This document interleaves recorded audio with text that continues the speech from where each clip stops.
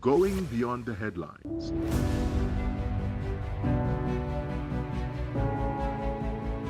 Asking the questions you want answered.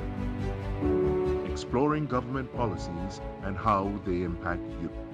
We are delving deeper.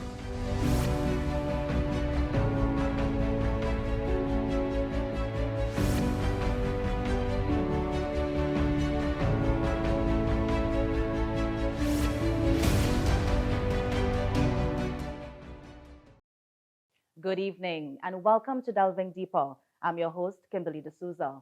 Joining us this evening are the President and Vice President of the Trinidad and Tobago Police Service Social and Welfare Association, acting ASPs Gideon Dickson and Ishmael Pitt. Gentlemen, good evening. Good evening to you, Kimberly. Thank you so much for joining us. Thank you for having us. Now, we have a lot to discuss this evening. ASP Dickson, let's start with the recent decision by the association to accept the 4% from the CPU. What triggered that change after holding out for so long? The association, being a criteria of the Police Service Act, we engaged the process of negotiation on behalf of the membership. And by so doing, in the negotiations for 2014 to 2019, we got mandates from our General Council. We have rules which govern how we operate. So the executive will engage the stakeholders on behalf of the membership. And in that process, which commenced in around March 2022, during that period until August, we were given a mandate by the membership when the government made the offer in the first instance of 0001, 0001. We rejected that offer. We got a subsequent offer of 002, 002 for 2 periods, together with allowances which are existing presently and even some new allowances which were to be considered. The membership in August of 2022 would have mandated the executive to not accept the 4% at that point in time, but we were in concurrence with the allowances that were given at that point in time. Subsequent to that, we would have moved on between August 2022 and November 2022. And in a General Council meeting held on the 30th of November, the membership gave a mandate to accept the 4%. And primarily because from our information, it is the fact that one, there was also the notion of having a job evaluation exercise being conducted. There was also the notion of doing our research where it showed that efforts at the court in particular does not yield the necessary fruits that persons will want to.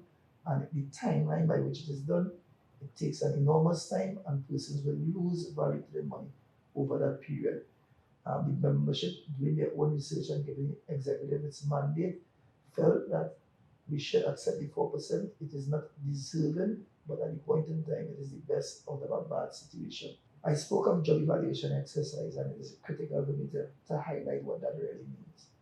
The last time the police service would have done a job evaluation exercise would have been the period 2002 to 2004, right? That is well over 20 years ago.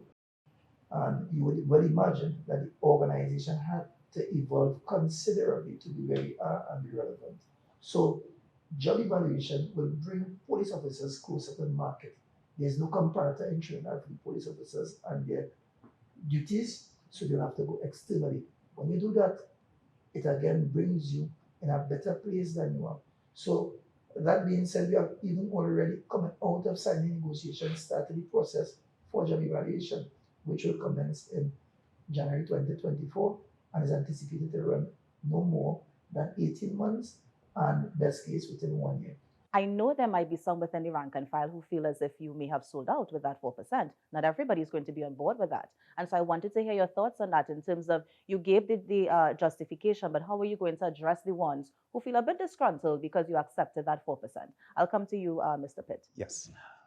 So you are correct. We definitely had to do a lot of damage control and a lot of edifying to our membership regarding the signing off on the 4%.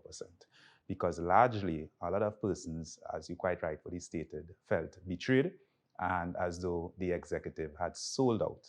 The reality is a general counsel directs the executive as to what decision to make. A general council meeting was called and persons were notified accordingly. Traditionally, general council meetings are, I wouldn't want to say poorly attended, but the attendance is not a good reflection of the membership at large. And persons usually rely on that body in order to make critical decisions. So when the 2% decision was rejected, no one had an issue with it. When the 4% was rejected, no one had an issue with it.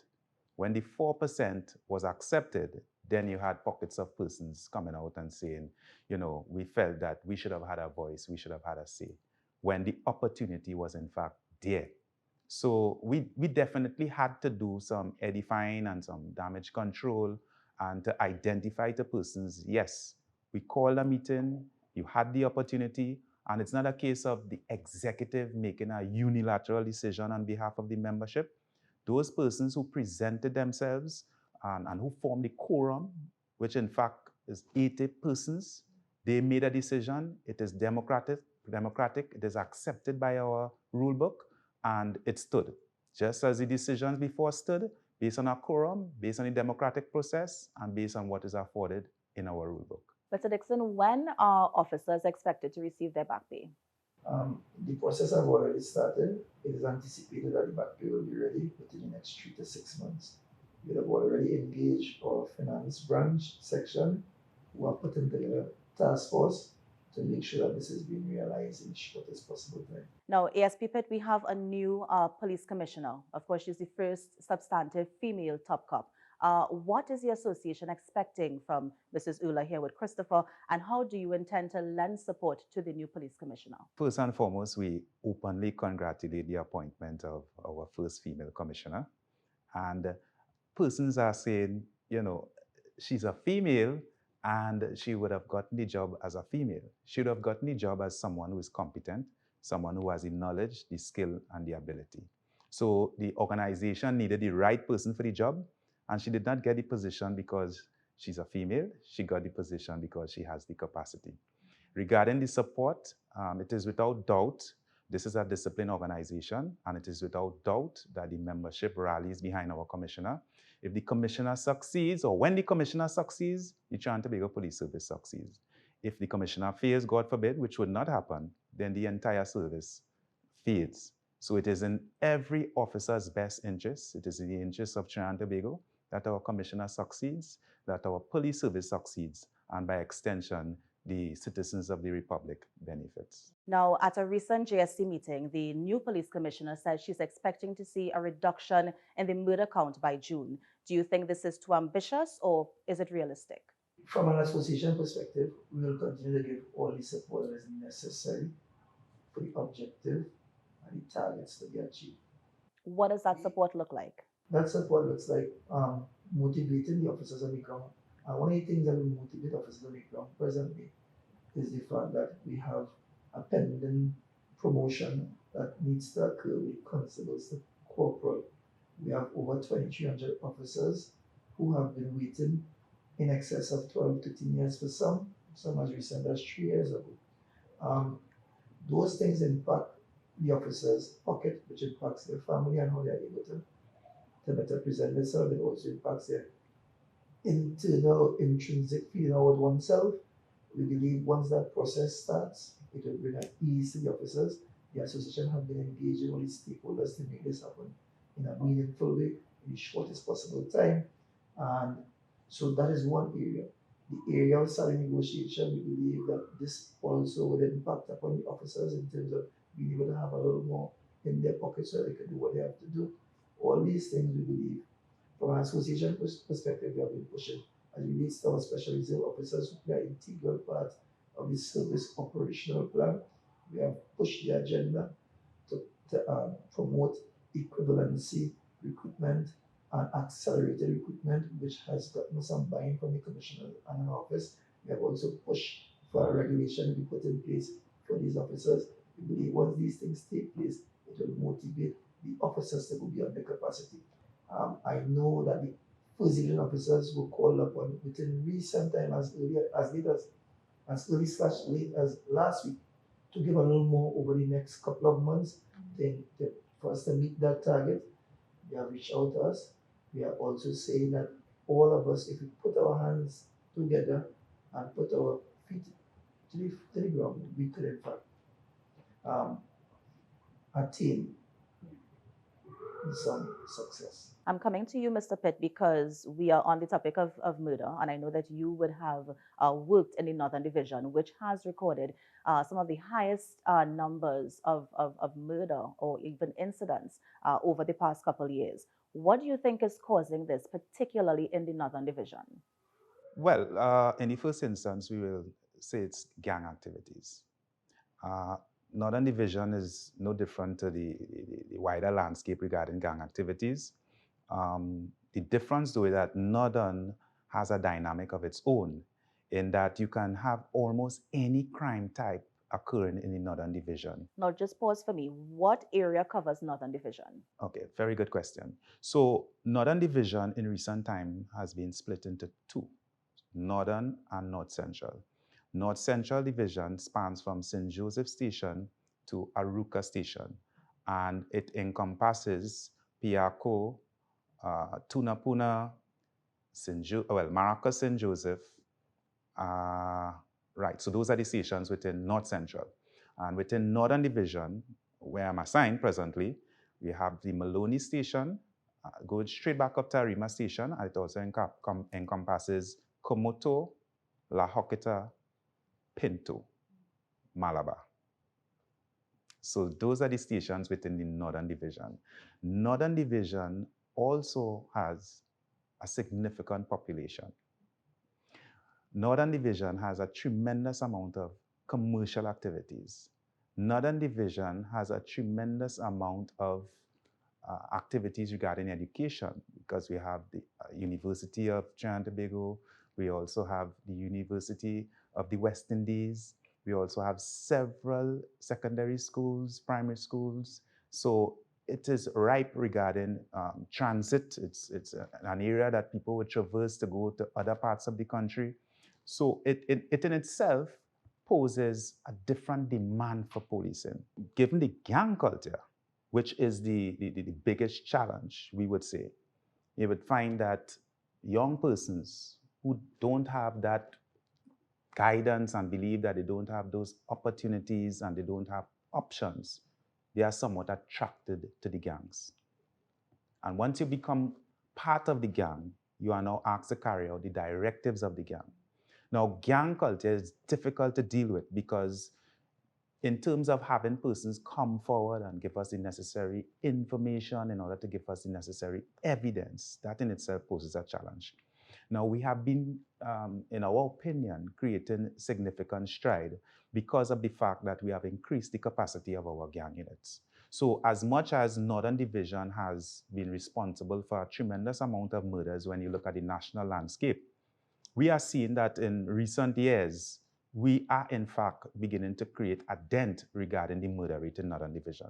So we are optimistic in keeping with the statements of our commissioner that in the not too distant future, Northern Division in itself would be recording and continuously recording low levels of murders. But even while we look at the gang culture and we try to address it, there are residents and businessmen who are being affected, and we're seeing a growing trend where it's almost as if the gangs are taxing these residents and, basically making their lives unlivable, right? What sort of assurances can you give? You mentioned that we are having more anti-gang units on the ground, but what other sort of strategies are in place, Mr. Pitt, to see or to give an ease to the residents living in these communities? Right, very good question. So we have increased our presence. We have increased the presence of police officers on the ground. We have increased our strategic approach to policing regarding strategic strikes. We have increased our exercises. We have increased our outreach program, because it's not only a situation where the police officers will be responding to situations, whereas the citizens in themselves could, based on the information that we are providing, make themselves harder targets. So based on making yourself a harder target, you make the entire situation easier to manage from a policing perspective. For example, you find persons may still want to have a vehicle, drive it up to a shop, come out of the vehicle, leave their keys within the vehicle, and if the vehicle is stolen, then you are shocked as to how my vehicle was stolen. So simple tips as to how to make yourself a harder target, timing of the day as to how to move from one point to the next, change your route if it is that you are going home and you are being followed. All these tips are provided during the course of our outreach program and when we canvass different communities. And I'm saying communities because the communities are very, very critical. And the alignment with the communities with the strategies that we are offering as police officers are also critical. So our community policing strategies have also increased in order to bridge that gap so persons will feel much more comfortable coming and providing the information that before has been so difficult to get. So it's a combination of activities. We don't believe that it's a one size fits all. What might work in another division may not work in another division. As I stated before, it's a dynamic of its own. We continue though to treat with the dynamic. We continue to adjust and make the necessary changes in order to facilitate the demands for policing. It's by no means an easy task. So for that, straight out, we give credit to the officers who are on the ground, those officers who continue to give up their time even beyond the hours that they are allotted to work in order to make the crime fighting efforts a success. I'm shifting gears a bit because I want to come to you, Mr. Dickson. We are talking about police officers being on the ground, but there's a very real reality of rogue police officers. How many officers are currently on suspension? The records would show that we have just over 300 officers on suspension. But I need to let us put it in a context, right? Officers could be on suspension from more than one reason. And you could have a criminal matter before the court. You could also be on suspension if, as it relates to our disciplinary process. The term rogue officers have been bandied around for quite some time. And what is really a rogue officer? It is a conversation that needs to be had because by its own song, it takes away from the value of an officer. We believe that our robust internal processes of discipline, and if an officer runs afoul of the law, we have units who are bringing them before justice. Those things take place. The conviction that has to go with it. Some of those things we don't have that data yet before we can go about deeming persons rogue. As a law enforcement officer who holds the highest standard together with our colleagues, I am certain that most of our officers will want any officer who runs afoul of the law or who is in breach of our disciplinary process to be dealt with according to law. And it is against that backdrop we want to commend our units who are taking that fight head on. So now that the association understands the differences that the officers face and the type of suspensions, do you assist with, let's say, legal and other sort of support services for these officers who are suspended? So the association does provide that level of support regarding legal fees. And also in instances where it might be an internal situation, we provide persons to represent our officers. So it's by no means a situation where we renege on our responsibility regarding our members, and we don't go towards that aspersion that someone is guilty before they are even convicted. Because we live in a society where persons are usually deemed guilty from the moment that they are charged with an offense, and only to learn later down the road that they have been exonerated by the court. So it puts a damper on the character of persons. It interferes with persons' family lives, and our officers are no different in this regard. So we have been providing the necessary support, both from that perspective, and we have also been partnering with the internal arms of the organization in order that the victim and witness support unit and other persons who are so minded can offer that level of support regarding counseling and so on and so forth. Yes, P. Dickson, I'm coming back to you because you were asking what is a rogue police officer. And so as a member of the public, I think when we say rogue police officers, we're thinking of those police officers who may be corrupt, who may, for whatever reason, involved in some sort of corruption. And so, if we are looking at it given that context, what is the association doing to rid the police service of what we would say rogue police officers or those who are involved in some sort of corruption? Well, Mr. Dickson alluded to us going out and speaking to the membership. And it's a caravan that involves financial literacy. We are saying that regardless of the income of a police officer, if we are not aware as to how to manage this income, we would be placed in positions where we are vulnerable.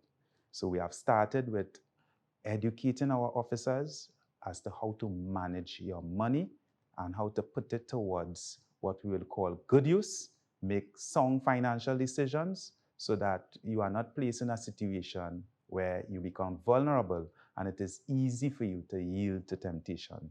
On the other hand, we are also utilizing that emotional and stress management approach because the job is indeed a stressful one. And if not managed appropriately, then an officer might react in a way that he or she ought not to react. And then they are deemed rogue.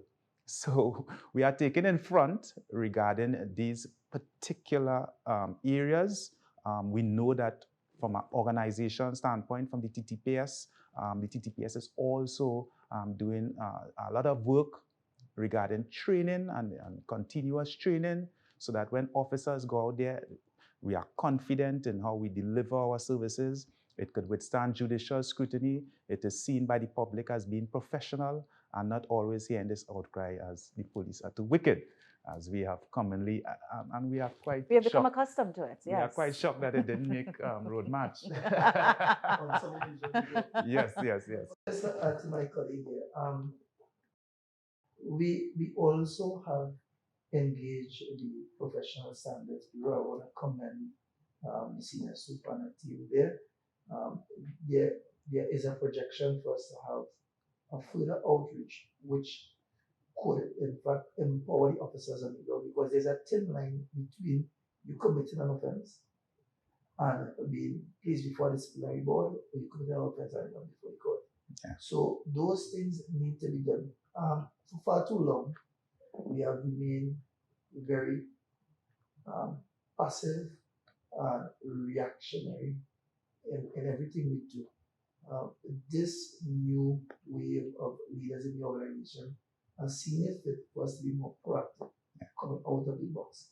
So nothing is wrong with us going and engaging in a seminar, a workshop, in a settings where we call our constant meeting and we engage the officers and empower them from an informative, strategic perspective because any negative implication to any single officer impacts the entire whole. And we do a good job of selling the negative and not necessarily positive. So a caravan like that, we also believe will work in the benefit of the organization because it will have less officers committing any breach from members of the public who anyone to say to deem them rogue and the other way to that day in court to prove their innocence. Now, ASP Pitt, we're seeing a number of spent shells belonging to several law enforcement agencies being found on a number of crime scenes. I wanted to get your thoughts on this. Well, it's definitely a cause for concern. It places our investigation in a particular direction. We have gotten the support of our brothers and sisters in law enforcement in order to provide the necessary information regarding this present situation. And we are doing our best regarding audits and inspection to ensure that our rounds, our ammunition is in fact treated within a particular way. So it's not comforting by any means. We are going to investigate to its fullest in order to unearth whoever is responsible and bring them to justice in order that, the law takes its natural course. So we recently had the head of the Police Complaints Authority, Mr. David West, on the show, and he was saying that he is seeing an increase in the number of domestic violence cases relating to police officers. So the police are actually the ones perpetrating the incidents of domestic violence. Are you aware of this report? And what are some of your initial thoughts given what Mr. West is seeing? As relates to police officers and our specific training and the ethics that ought to be consistent with the training, we, from an association perspective, if any information comes to us as relates to officers experiencing psychosocial issues that would cause them to become violent to their significant other, what we have done, we have partnered significantly with our victim support unit and also a social work unit. And against that backdrop, we have timely and speedy intervention to address the issues that might come and place the officer and his family at that point in time. And this is an ongoing process. I could even speak to one as recent as this weekend here, where I would have had to reach out to the BSU Deputy Director, Mr. Pitt, and Ms. Aisha Corby, those persons, the persons onto whatever complaints or issues we have with our members to address these things. As soon as we get the information, we operate. And our central committee members who are, we expect to be our eyes and ears in divisions, district and branches, to bring the information. The executive call on the authorities to get it done, and it normally works that way. Right? So I can't validate the statements made by Mr. West at this point in time. We haven't had that data to work. Now, ASP Pitt would have mentioned the vulnerability of the officers while they're, on the call of duty. When an officer is injured while on the job, does the association also have support services to assist that police officer? Yes, we do. Before our administration came into being, we observed that the name of the association, Police Service Social and Welfare Association, and we won't give it the homage, the respect that it was so deserving over the years. So, from an association perspective, we decided that we want to be able to lift both tiers of the social and the welfare. So we have put in place a welfare committee who acts in sync with our central committee members so that officers who are injured in the line of duty, that information will get to us. And those officers, we ensure that the central committee reps and they provide the necessary support for them in terms of what they require. So if someone needs a prosthetic leg, we also engage our stakeholders with a view of being able to get it for them in the shortest possible time. They need a wheelchair. We deal with those things. We treat with issues impacting the home and the officer at that point in time and his injury. The association primarily concentrate on the aftercare based on injury, and we engage our police hospital and Dr. Francis and her team was doing a tremendous job to ensure that the officers get timely assistance for whatever injury they have at that point in time. So it is a work in progress, which we have welcomed and embraced. There's room for improvement, and we have also we can lay claim to the service in strategic policy, including a fifth pillar which includes health and wellness. So officers who, by virtue of active line of duty, becoming injured, or even officers being injured on the whole, we as an organization also have a responsibility to see to their care because they are still functional bodies that we have invested thousands of dollars to bring them to this point, and we want them back on the job. Now, ASP Dickson, forgive me if I got it incorrect, but I know that you were very vocal about the assistance given to police officers who died from COVID. Has that been addressed? Have you been seeing some sort of redress for the families of those victims? It hasn't been addressed yet. And Kimberly, I'm glad you asked the question, and I'm glad it's on this program. We have since penned another letter to the authorities asking them to give some consideration to the police officers who have worked, especially as seriously hard up to as recent as a month ago, where leave would have been restricted and officers have worked from 2019 December throughout the COVID. We have lost 39 lives to date. And when you look at all the data outside there, no other industry have suffered so much loss of their personnel during the period. We feel that it is only fair, only fitting, some form of gratuitous payment be given to these officers who have survived, who have worked, and also we need to put something in place. I know we started the process of immortalizing those who have served and died in that process. A wreath would have been done, we would have put a statue and thing in place. And these things are unnecessary, so the family members will be like, their loved ones didn't die in pain. Right? We have engaged the minister as it relates to officers to get the compensation of the $1 million. That in itself has not yielded any food or haven't yielded any substance to date. But it is something that we will continue to engage with, and that there's some technical things that needs to be addressed there.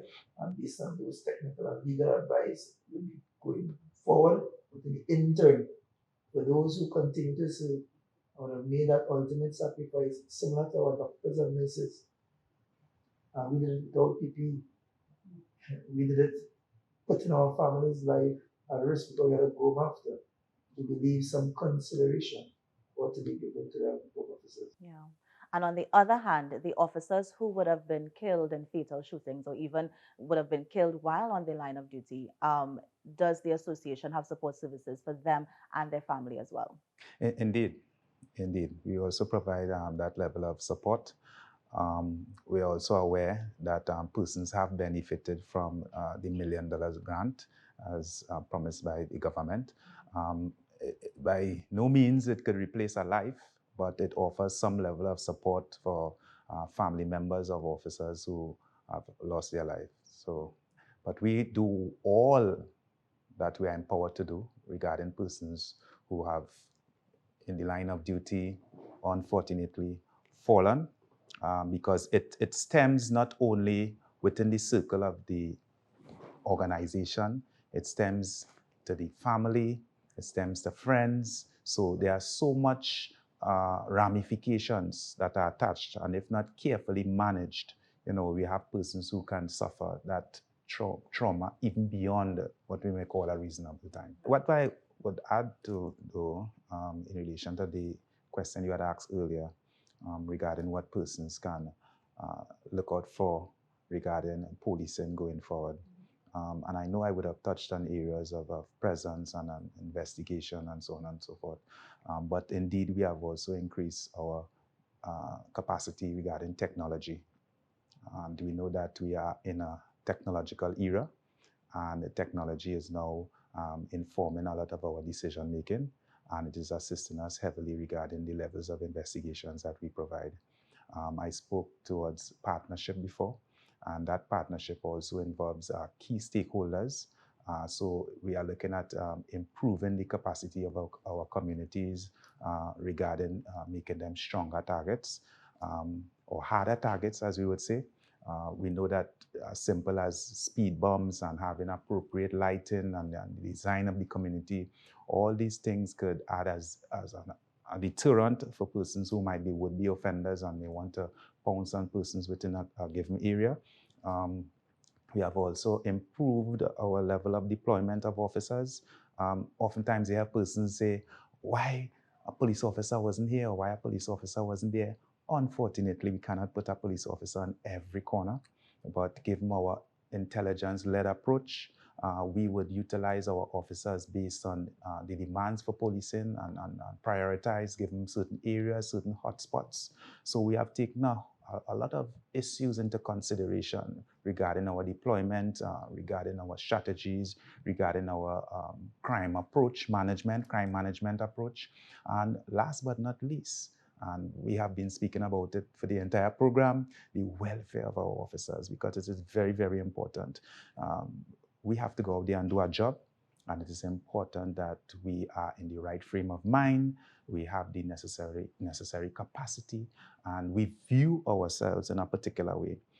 Because we know that looking at the public, at times, in order to get that sense of reassurance that we are behind you and we are giving you that support, it would not always be there. Because sometimes the person that you are looking for or forward towards getting that particular type of response might be someone you gave a ticket this morning. And based on that, he or she might have a dim view of the organization. So we have gone so far based on that partnership with the police hospital and the social workers and all these persons in order to go forward to improve the image of our officers and also have our officers have an improved respect for themselves, for ourselves, and the way we view the job that we have to perform. But Because- Mr. Pitt, while you have these partnerships and you have everybody working together as one, I'm sure there are challenges within the association. So tell us some of the challenges from the association, even some of the challenges that the members would face. Help us to understand exactly what the association is about. So from a traditional perspective, the association is viewed as that body that would go forward and champion for salary negotiation and issues of promotion. And there are a lot of persons who would stop right there regarding what the association is about. But we have gone a step further and we have been providing services way beyond that. So we have looked at housing, and in fact, we are on the, well, I shouldn't let the cat out of the bag. I hope that you do. Delve in deep. Exactly. But we are right there in creating history regarding housing for our membership. And it's a key investment because officers are not necessarily facilitated regarding the demands for housing. We know that AGC, it's a national organization. They can't focus wholly and solely on the police service. So as an association, we have gone further than what we are traditionally viewed for. Outside of housing, education.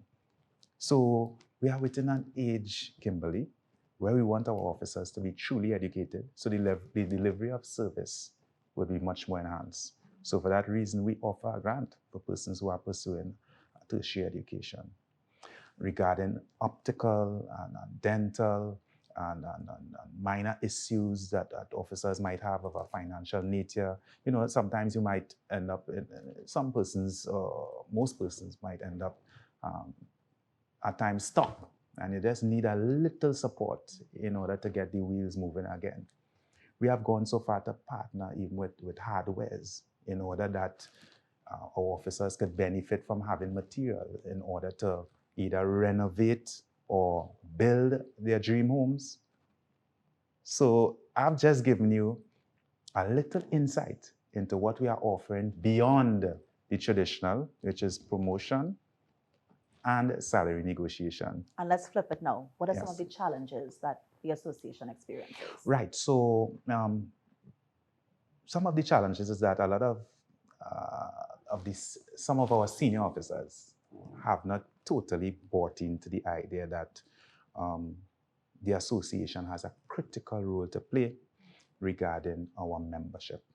So you would hear officers complain of situations, and we would get involved, and sometimes, it's not often, it's not widespread, thank God, the association is not really given that level of courtesy that we deserve.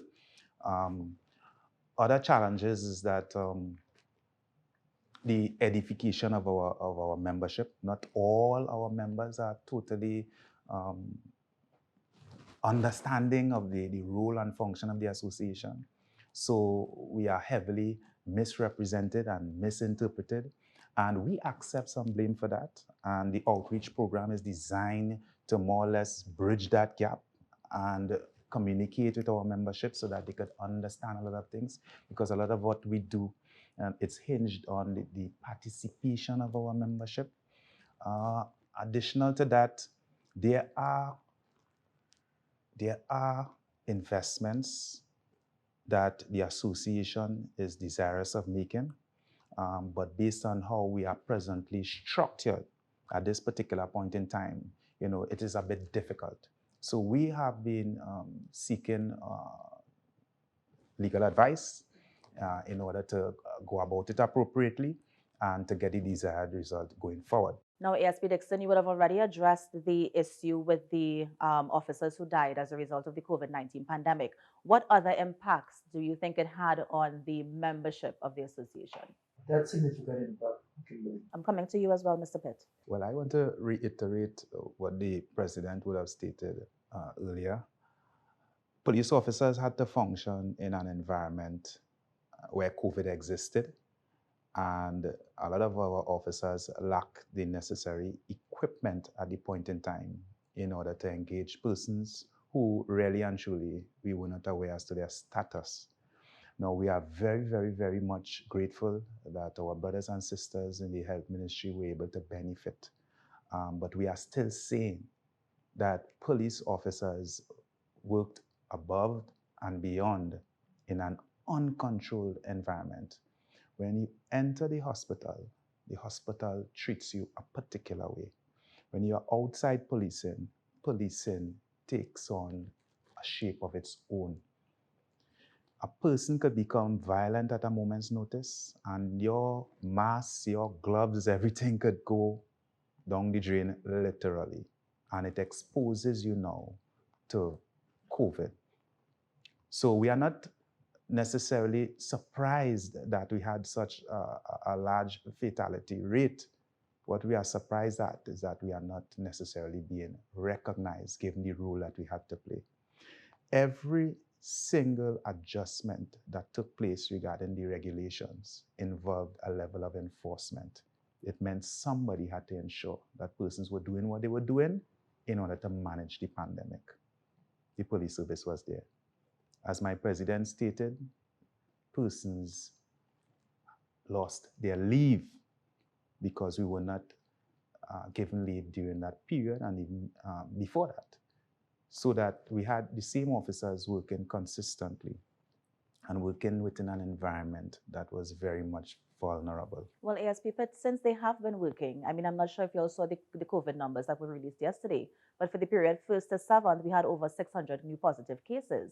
And so since your men were on the ground during the carnival season, coming out of the carnival season now, are you seeing a lot of officers testing positive for COVID or even being quarantined as a result? We have got reports of several officers in quarantine on isolation as we speak. And it consistent with the economy being opened back and the carnival taking place. So I think that most industries will be impacted some way or the other, and life had to go on. COVID is with us, we accept that. But what we don't accept is how we are treated in light of the fact when everyone else was given an opportunity either to stay home or work differently. Our job isn't one that we can do virtual. Exactly. It had to be done as a contact engagement, and the crime and criminality doesn't choose the time it wants to appear. The data is showing it's taking place anytime, day or night at this point in time. And the only difference between it happening more prevalent and not is the police officers who are there to protect and serve and have been putting their life on the line for the members of the public. And the recognition, not even a recognition, that's not acceptable. And we have a caring government. So we call on the government, recognize the work done by the police officers, and I am certain no other entity would have an issue. Just like they had no issues with the doctors and nurses getting some form of payment for it to be done with respect to the police. The question would you have an issue, Kimberly? That is the question. But you see, I am not being interviewed. Good response. Well, gentlemen, that's our show. Let me thank you so much, of course, acting ASP Dickson and acting ASP Pitt. Thank you so much for joining us on this evening's episode of Delving Deeper. Thank you very much, Kimberly, for having us. Join us at the same time next week for another edition of Delving Deeper. I'm Kimberly D'Souza, and on behalf of our entire crew, have a good night.